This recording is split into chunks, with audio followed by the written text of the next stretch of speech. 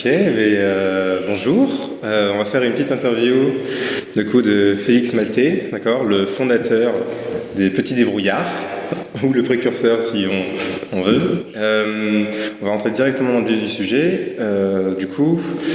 On est ici en fait pour fêter les 20 ans des Petits Débrouillards à Bruxelles et on a eu un congrès sur la thématique des sciences, de la transition scientifique, de la transition économique, numérique et environnementale. Et on a eu quelques petits débats en fait pendant les 2 jours qui sont passés. Et du coup, on voudrait revenir peut-être un peu dessus. Alors du coup, toi, en fait, quelles sont tes opinions sur l'utilisation du terme qu'on a utilisé souvent, vulgarisation et médiation scientifique vis-à-vis des petits débrouillards? J'avoue que moi, je ne suis pas tellement un partisan des mots. J'aime les 2 mots.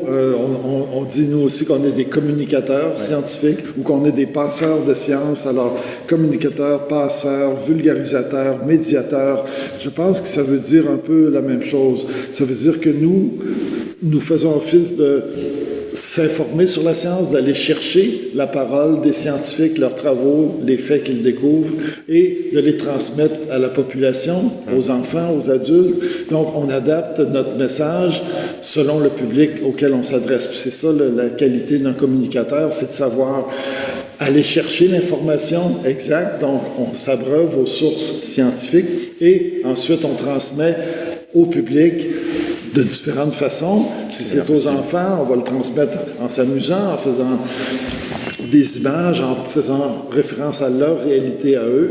Si c'est des adultes, ce sera différent. Si c'est au Québec, si c'est en France, ce ne sera pas non plus le même message. Donc, le communicateur, vulgarisateur, médiateur, peu importe, adapte le message au public. Ouais. Voilà. D'accord. Du coup, toi, tu as dit vulgarisateur, médiateur. Du coup, il y a aussi des animateurs qui, eux aussi, en général, sont un peu plus avec des enfants. Oui. Et toi, où est-ce que tu te positionnes dans tout ça? C'est sûr que moi, je fais surtout des publications, des magazines et des livres pour les enfants et pour les adolescents. Donc, moi, je suis un éditeur, alors c'est plus neutre comme terme. Et les gens qui travaillent avec nous sont des journalistes scientifiques. Donc, des journalistes, ils ont une information qu'ils vont chercher, qu'ils digèrent. Ils s'assurent que l'information est la plus exacte possible en allant à toutes sortes de sources et adaptent leur message pour leur public, que ce soit dans un petit reportage sur notre site web, dans des articles dans les magazines ou autres. D'accord. Une autre question, du coup, aujourd'hui, comme je viens de le dire encore une fois, on fête les 20 ans des Petits Débrouillards à Bruxelles. Et en fait, en vrai, les Petits Débrouillards sont beaucoup, beaucoup plus anciens que ça. Ils ont plus de 30 ans. Et toi, comment tu vois l'évolution du coup des Petits Débrouillards de quand tu as créé ça, en fait, d'un rien, par rapport à ce qu'il y a aujourd'hui? C'est sûr que le mouvement s'est énormément diversifié, il a beaucoup changé. Au Québec, on a commencé il y a 35 ans. En fait, on va fêter en décembre notre 35e anniversaire. En France, vous allez fêter votre 30e bientôt, vous aussi. Donc, la situation sociale a changé depuis 30 ans. Les enfants ont changé, les enseignants aussi. La manière d'enseigner les sciences aussi a changé. Donc, nous, on s'est adapté à tous ces changements-là. Puis c'est sûr que si vous regardiez les magazines et les livres qu'on faisait il y a 35 ans ou il y a 20 ans, ils ne sont pas du tout semblables à ceux qu'on fait aujourd'hui. Le fait aussi de la révolution numérique ou de la transition numérique, comme vous dites, dont on va parler tantôt, je pense. Donc, cette transition-là aussi amène des façons différentes pour le public, jeune ou adulte, d'aller chercher son information et change un peu sa façon de s'informer, de voir les choses, et nous, il faut s'adapter à ça aussi. Oui, tout à fait. Et du coup, tu as commencé un peu à manger un peu la prochaine question. C'est comme si tu connaissais les questions qui allaient venir. Voilà, j'ai eu un scoop. Et du coup, qu'est-ce que tu penses du mot transition qu'on utilise très souvent, du coup, en tout cas, chez Petits Débrouillards? Chez vous, nous, on n'utilise pas toujours ce terme-là. On en a plusieurs autres. Par exemple, parfois, on parle de la fracture numérique pour marquer la différence entre ceux qui ont accès à tous les moyens numériques et qui ont l'argent aussi et la culture pour y accéder, et les autres qui n'ont ni l'argent, ni la formation, ni l'intérêt. Donc, fracture numérique entre ceux qui ont accès aux aux nouvelles sources, aux nouveaux médias et ceux qui n'y ont pas. On parle aussi de révolution numérique, pour dire ça change notre façon de s'informer, de voir les choses et de communiquer. Ça élargit nos horizons de façon incroyable. En 2 clics de souris, on est au musée des sciences de Paris ou à la Villette, où on est à l'autre bout du monde et on converse avec quelqu'un à Ho Chi Minh Ville ou à Saigon, au Vietnam, peu importe. Alors, c'est sûr que les communications ont changé beaucoup, y compris la façon de faire des magazines de sciences et d'intéresser les jeunes aux sciences. Mais j'arrive d'un atelier en bas avec vos collègues et on a encore toujours autant de plaisir qu'il y a 35 ans à jouer avec l'électricité statique et puis à découvrir des phénomènes amusants. Donc, il y a des choses qui ne changent pas. La curiosité, le plaisir de la découverte, d'utiliser des choses simples pour apprendre des principes, ça n'a pas changé, ça. Ouais, c'est nickel. En parlant de choses simples, on a un petit défi. Ah, d'accord.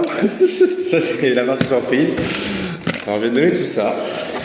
Et on voulait savoir, est-ce que tu pourrais nous faire un ludion? Un ludion? Ouais. Et c'est là, du coup, qu'est-ce que c'est qu'un ludion? Et je vais te donner quelques petits indices. C'est quelque chose qui s'utilise avec ce que je t'ai passé, qu'on remplit avec la bouteille d'eau, et qui montre un phénomène physique au niveau de la pression. Alors pourquoi l'illusion? C'est que justement chez les petits débrouillards Île-de-France, c'est un peu la petite expérience phare qu'on aime bien utiliser avec les enfants. Et du coup, on voulait te la faire découvrir aussi. Celle-là, elle ne vient pas de chez nous. Remarque que je ne les connais pas toutes. C'est sûr que les expériences du début, les expériences des premiers livres, je les connaissais beaucoup. Celle-ci, j'avoue que je vais peut-être être obligé de donner ma langue au chat. Pour faire un ludion, on prend une paille. Oui. Une petite longueur qu'on va couper. Cette paille, on va la plier en 2, de sorte que les 2 bouts arrivent conjointement. Hop. Ensuite, on prend les trombones et on va les insérer de telle sorte à bloquer la paille à l'intérieur. On va la prendre. Il faut quand même qu'elle soit bien remplie.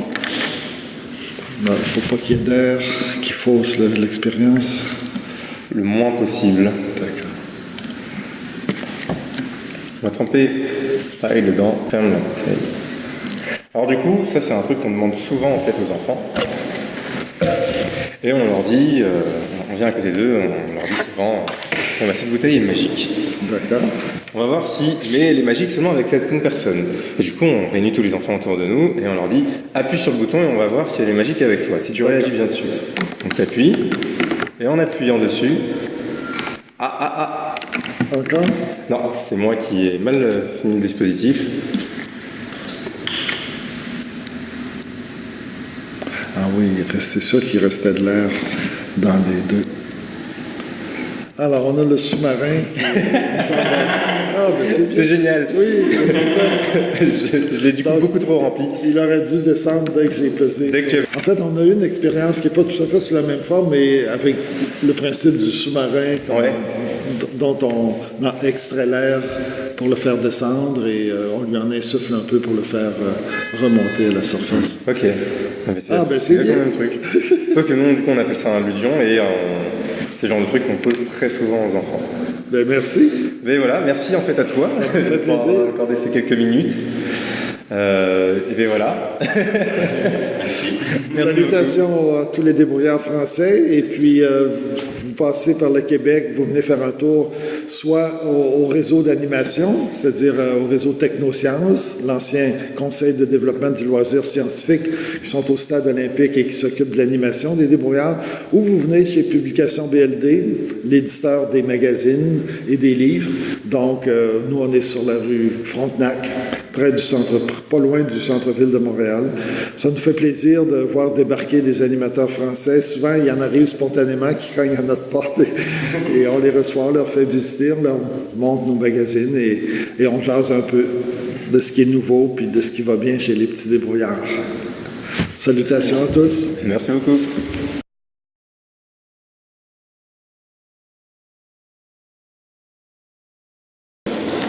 Bon alors du coup, hier tu m'avais parlé de slam scientifique, on avait beaucoup discuté de ça et j'avoue qu'en fait je suis parti regarder en fait hier soir du coup le site et j'en ai lu plein comme ça et j'ai trouvé ça génial. Oui, Tu m'avais fait découvrir ça.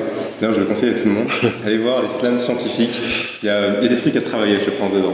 Julie Dirmouiller, qui Voilà. est notre slameuse numéro 1. Donc si vous avez le temps, allez voir dans son site, d'accord, qui s'appelle, son surnom c'est Cosinus, c'est ça? Oui, Cosinus, oui. Donc n'hésitez pas. Et du coup je t'ai demandé, est-ce que tu peux nous faire toi un petit slam? Alors, j'ai pris quelques notes et je vais essayer de m'en souvenir. Donc, Quand tu veux. c'est le slam du débrouillard, là. C'est le slam du débrouillard. Non, on n'est pas des maquillards. Et ce n'est pas par hasard si on veut changer du monde le sort. Et s'il faut, on deviendra maquisards. On deviendra maquisards. Nous, les débrouillards, on deviendra maquisards. Ok.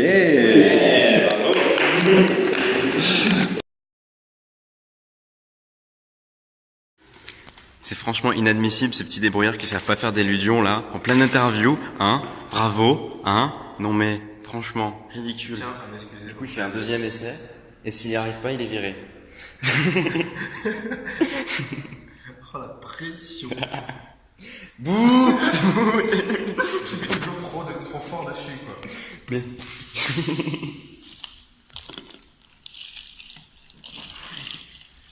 Maintenant, nous pouvons observer l'écoulement de l'eau.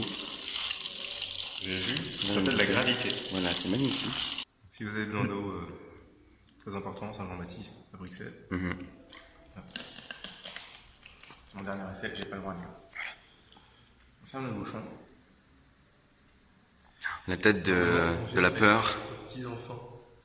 Oh. Appuie sur le bouton.